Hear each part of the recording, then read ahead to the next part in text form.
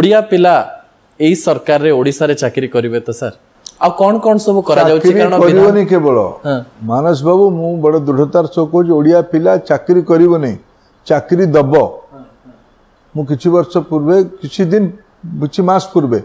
जटनी अंचल रे गोटे प्रोग्राम रे कहिथिल जे आमे ओडिया पिला माने आमे मूलतः चाकरी दबा ना नबा पिला माने आत्मविश्वास सह कहल चाकरी दबा मोर पूरा विश्वास है ओडिया पिला आगामी दिन रे निजे तो रोजगार स्वरोजगार रे जोड़ी होकर रहिबो किंतु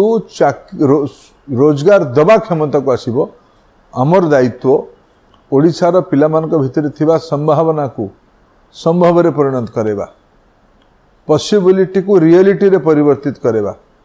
आज विश्व रे जो भले भाबे अर्थनैतिक परिवर्तन होछि अर्थनीति परिवर्तन मूल शर्त नॉलेज टैलेंट जोरा ओडिया लोक मानकर डीएनए रे अछि